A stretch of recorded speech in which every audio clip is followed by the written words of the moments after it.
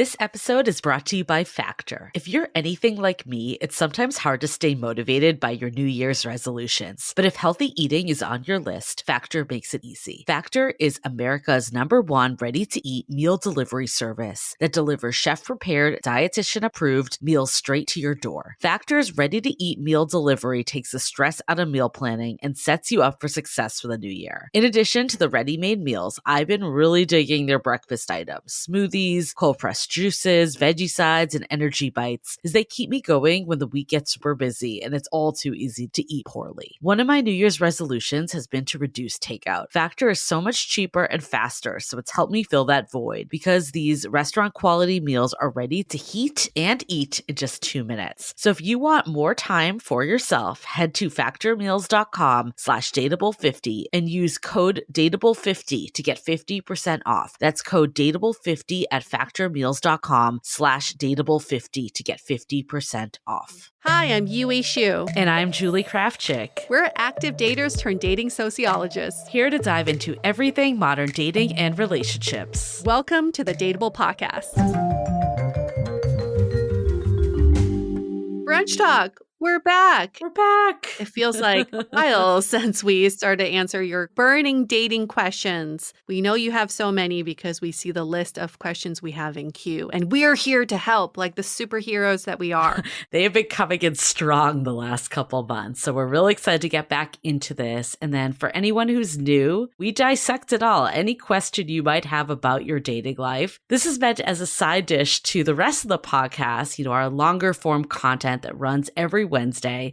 So make sure to also check that out too. And why is it called Brunch Talk? Because we release these episodes on Sundays where we're hoping you're listening to this as you're getting brunch with your friends, with your buddies, with your date, or with yourself. Yes, and we're here to do brunch with you every Sunday. You can't get rid of us. A long-standing brunch buddies. So let's get to the question for this brunch talk. This comes from Bodie McBoatface.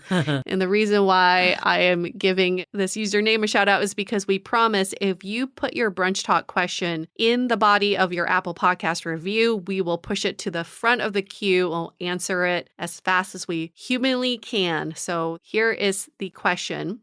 Should you go on a first date with someone off an app if you're not 100% sold on them yet? Yes, and for more context, they also wrote, I would like to be more excited about it, but how can you be excited about someone you don't or barely know? It is hard. It is hard to be excited off of a 2D photo. We will go into that, but that is absolutely true. Bodie McBoatface, you are not alone in this one.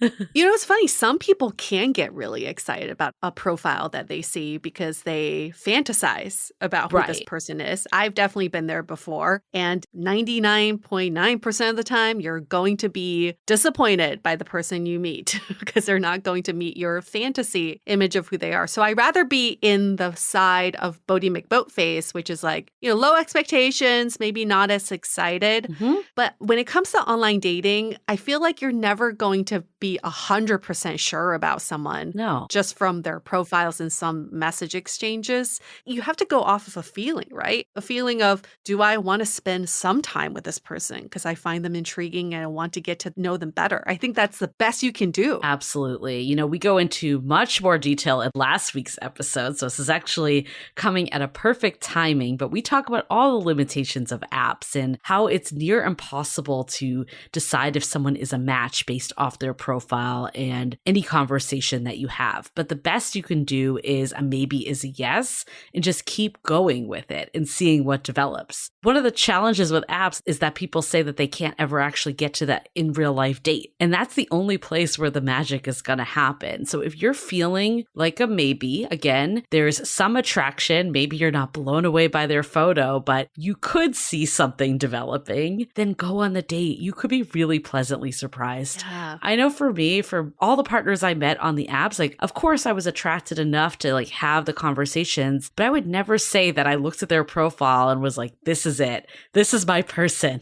That never happened. It was meeting in person, seeing the energy. I was way more attracted in person. And I've seen it go the other way too, that you get really excited about the profile and you meet in person and it's a letdown. So just accepting apps for what they are. bring in that sense of curiosity. If Yeah. we're expecting excitement, we're setting ourselves up for disappointment. But we bring in the curiosity. We come in with the what can I learn about and from this person? Your chances of being happy about the outcome of that meeting are much higher because you are going to learn something new. I don't ever get that excited about meeting new friends. I'm not like, oh my gosh, I Yeah. think this could be my BFF and I'm going to be seeing them a lot, this new person that I just met. No, you're just come in with a sense of curiosity and maybe you're going to spend some fun times together. And also, I always make sure that the first meeting, I'm doing something that I would otherwise enjoy anyway. Yeah. Maybe it is going for a meetup at my favorite park where I would do that anyway on my own. So now I get to meet someone new. It just feels more additive in that way. The expectations of dating apps is what's getting us in trouble. Like, we think that it's like Amazon, that we're going to just be able to sift through, find the perfect partner. They get sent to us in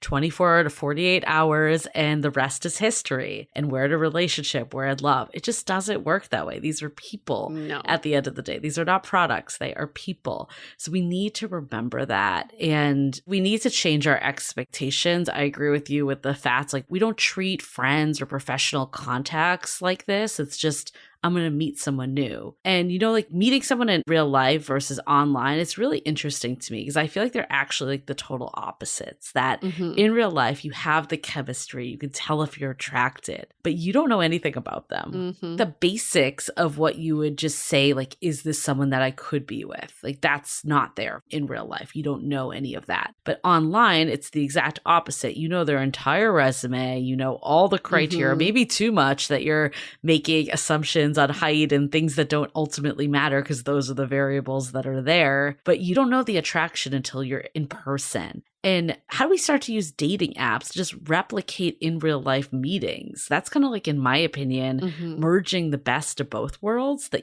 this is maybe someone viable you could date, but also bringing that magic of like that reveal in real life when it comes time for it. I know. I feel like that's $1 million question all apps are trying to solve is how do we merge reality and the virtual world? And it's very tough, but I know most people don't do this anymore, but taking your messaging to another platform like a phone call or a video call does help with some of that. I mean, it does gauge some level of chemistry. I remember being so in love with this guy's profile once on the League. Like, oh my gosh, this is my guy, everything he's saying, he's so quirky and witty and his pedigree is exactly what I'm looking for. This is back when I didn't know what the fuck I was doing on dating apps. And when I got on the call with him, there was absolutely zero chemistry. And I'm so glad I didn't meet him in real life because it would have been such a letdown. But I'm glad I took that next step of just hearing someone's voice. Right. At least you wasted,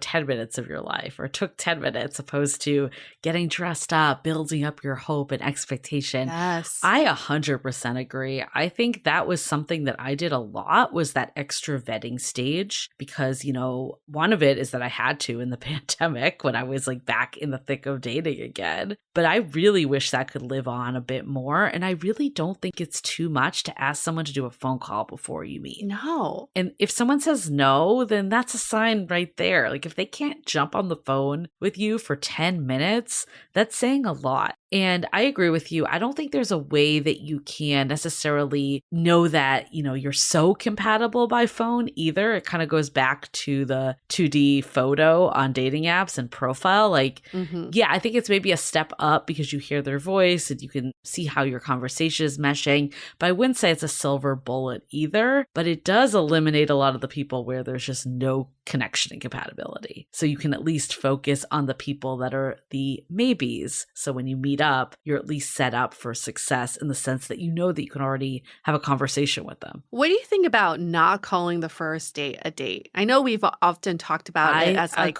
a meet and greet, and I think it's a little misleading for me to be like, yeah, I'm going on a date with someone I haven't met before. That's not a date. You're not dating yet. You're just meeting up. let's take a quick break to hear from our sponsor. February is the month of love, so why not show some love to your skin? Most skincare routines only deliver superficial results, but thanks to today's sponsor, OneSkin, you get scientifically proven treatment that improves the appearance and health of your skin at the cellular level. The secret? OneSkin's proprietary OS1 peptide. It's the first ingredient scientifically proven to reduce the buildup of sentient cells, those notorious zombie cells that contribute to skin aging. Fewer zombie cells mean healthier, younger looking skin with fewer lines and wrinkles, reducing age spots and a stronger natural barrier, something that's especially important this time of year. I'm obsessed with their topical eye supplement. I loved how smooth the cream felt and the calming feeling when I put it on. I didn't know this before, but the skin around your eyes has been shown to age faster than the rest of your skin. So as someone who just hit 40, I'm definitely going to be adding this to my skincare routine. Because after all, your skin does so much for you. Return the favor with OneSkin. For a limited time, our listeners will get an exclusive 15% off their first OneSkin purchase using the code Dateable when you check out at oneskin.co. That's DATEABLE, Dateable, when you check out at oneskin.co. Invest in the health and longevity of your skin with OneSkin. I think we need to change this nomenclature, like Right? 100%. Because, okay, think about it. If you went to a bar, let's say you're out with your friends, that's not like a date. You're not like showing up at the bar. Let's say you meet someone like No. attractive there. You could also go to the bar and see no one that's attractive to you, but you're just out with your friends. Like you're having a night out. Yep. That's the expectation. If you meet someone, that's the cherry on top. Where with dating, we go in being like, is this person going to be my soulmate? Am I going to fall in love after an hour of being with them? And your just expectations are all out of whack. Because a date signifies that it's romantic. Yeah. Right? Yeah. And how do you know it's romantic yet? I don't want to be on a date with someone that I don't have a romantic connection with yet. Yeah, it's just like really fucked up the way we talk about the first date and like how someone can be like, I've been on 100 first dates this year. No, you've been on 100 meet and greets. You met 100 people this year. They were not dates. Let's get it straight here. Right. Like you could meet 100 people out and them never actually progress into anything more. It's the same difference. That, I think, is the actual issue here. And this is perpetuated by dating apps. Absolutely. Because you're on the dating app with the goal to go on a date. So every interaction is leading to this date, and that's how everyone talks about it.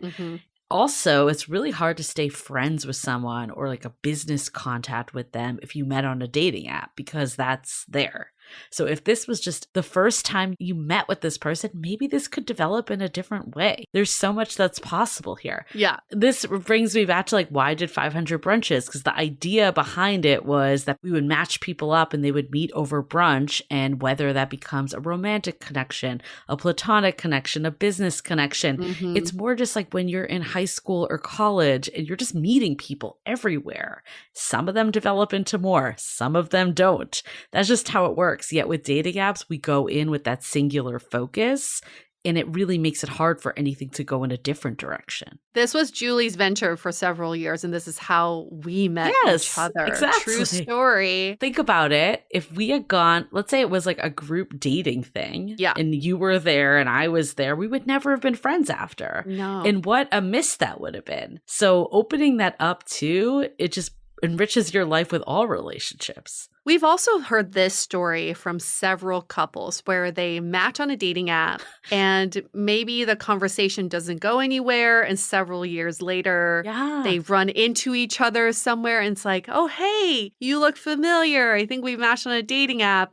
And then they decide to go out. I think that happens so naturally because we just need more FaceTime with someone to develop some sort of a connection. You can't go from 0 to 60, going from a dating app to in person and being like, is this done?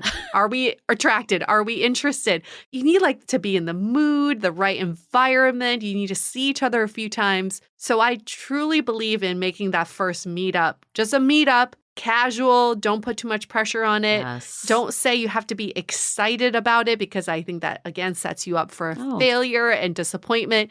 just go into it with, I'm meeting up with someone just to get to know them. Yeah, I think the excited word is unrealistic. Of course, don't go if you're dreading it, if you feel, right. you know, you don't want to go in with a negative mentality. Just a positive mindset of, I'm here to meet someone new. That's all there is. That was the mindset I had when I met my partner. I remember we listened to Jeff Harry's episode about making dating fun again, a play expert we had on, and that put me in a totally different mindset. So we'll do a callback to that episode. If you missed last week's episode, we really deep dive on dating apps, like hardcore, an hour going through all of this. So definitely check that out, because I really believe that the reason why we're all struggling with dating apps is that we're using them in a way that's just not natural. It's so unnatural. I went to a house party a few weeks ago and I met a few people and I thought they were all fantastic. There was a connection, maybe not romantic. And I remember just going home being like, I would have never swiped on these people on a dating app or Bumble Friends. You know, I would have never thought these were my people. But in person, it's just like the relaxed atmosphere. I had no expectations. There was like no romantic context to anything we were doing. It just made it more organic for that connection. Yes. So I hope we can just like go into dating apps maybe with that house party mentality again. Mm-hmm. If I met this person at a house party, would I want to hang out with them again or like get to know them? Yeah, maybe. It all comes down to energy, which you just can't get from a profile. No. You're wasting your time spending hours dissecting profiles. Like there's no way to know that stuff until you meet. So yeah, hopefully this helps. Expectation setting.